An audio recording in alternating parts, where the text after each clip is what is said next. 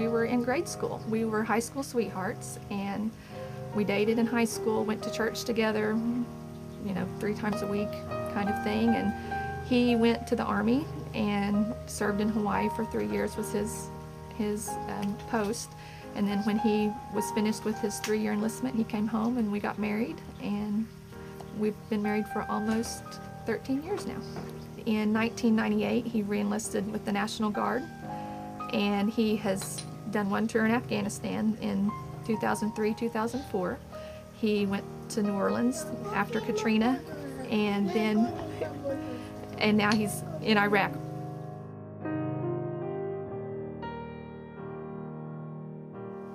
As a teenager, I can remember having foundation representatives come and share the services and that kind of thing. And I think it probably just planted a seed in my mind.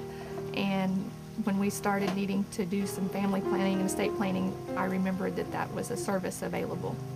We were probably like a lot of couples our age and just people in general, that we had put off doing any kind of wills or power of attorney or the living will, and until we had kids. We didn't really have a big reason to do it. And then when we had our son, Jackson, we still kind of fell in that group that put it off and didn't do anything about it. But then when Will was ordered to Iraq last fall, we decided that that was something we really needed to have in place for Jackson's protection and benefit. Will and I both felt really good afterwards, because we knew that our families would know who we wanted to raise Jackson, that he was provided for financially and spiritually, and that we would also be able to leave some things for both our church and for the Baptist Boys Ranch.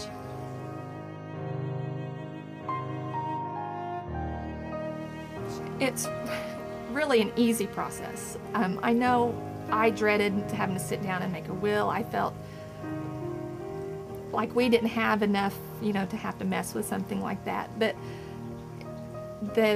Dan really made it easy. He walked us through step by step. If we weren't sure about an option, he would say, well, you might try this or that. And it just really gave us a peace of mind that if something should happen to both of us, that Jackson is taken care of, and that he will be taken care of the way we believe and wanted him to be taken care of. I think the hardest part really for me has been Jackson and Will not having that time together, and how much Jackson has changed in the last year that Will hasn't got to see on a day-to-day basis. There's not really just one big thing we have planned. It's just to be able to continue on as a family again will be nice. I grew up believing that we're supposed to give to our church, and we've done that our whole marriage. We've tried to be as faithful as we could to tithe, and I really felt like that was the same kind of situation, that we've supported our church in living, and that it would be the right thing to do, that if something were to happen to us, that we should give back in any way we could.